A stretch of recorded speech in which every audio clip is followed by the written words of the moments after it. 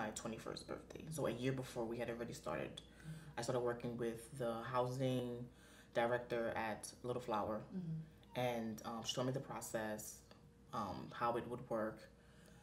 At the time, the city was paying for the realtor fee, so I lucked out. I was very fortunate at the time when I aged out. It was still a lot of work. It was still a bit scary, because I feel like I had street smarts, right? And I have common sense, right? But I don't feel like I really had the proper tools to equip me in finding my home. And what I mean by that is, so I'm 21, and in the eyes of the law, I'm an adult, right? There are people who can prey on that, try to take advantage. I didn't know how to write my monthly check for rent, like like life skills that exactly. You don't know yet. Right.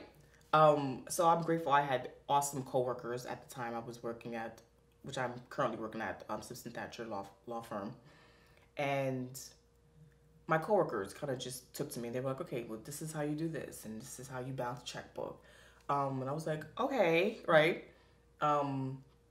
There were scholarships that were available, but even the discharge grant, like they were making it hard for me to get. And I couldn't understand. So you're making it hard, a system that made it so hard for me to get in, you're now making it so hard for me to get out. And so I was actually born in the Bronx. I actually grew up in all 5 boroughs, if you will, depending on the time, the setting, what was going on. That's the life of a foster child for the most part. But it started in the Bronx. I was born in Bronx Lebanon Hospital, and I'm a twin, so I'm one of 2.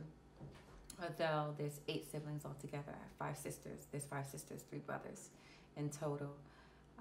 I came during the time where my father was told that he couldn't really have any children, so it was an exciting time to see that he was actually having twins. The misfortune of that was that my father was a substance abuser, and his drug of choice was heroin, crack, cocaine. He's also known to be a master criminal. But my mom fell in love with him and met him in a psych ward. My mom suffers from bipolar manic depression. She was there after having an episode. He was there after having an hallucination from a substance. They met there, fell in love, and a year later, my sister and I was born. At the time, my mom had already had a few other children, but his substance abuse habit became deeper and deeper and more challenging for him to kind of channel. And he contracted HIV from my Uncle Cisco. And at the time, during the 1980s drug boom, they weren't really certain as to how to tackle this whole HIV epidemic, if you will. And so your final stages, you were usually sent home.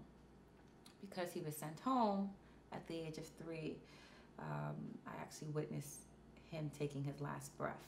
It's kind of like a wail. And it's like funny because it's like 3, you remember? At the age of 3? It's so traumatic that it's the only memory that I have.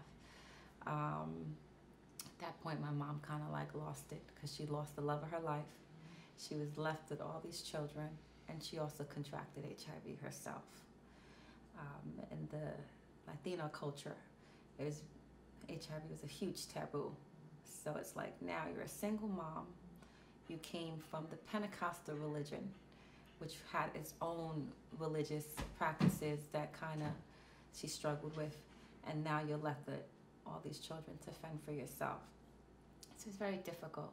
And with her history of mental illness already, it just triggered and provoked for her to become unstable. Mr. Murphy was our ACS worker at the time. I hear my mom talk about him all the time in resentful ways. You were 3. Well, as we grew up, she always told the story. You know, it's like the same stories over and over again. Well, you know, when Mr. Murphy came and took you guys. So I never met Mr. Murphy before from my remembrance, but it is a person that is in our life by virtue of just the constant story of us being removed. She puts a lot of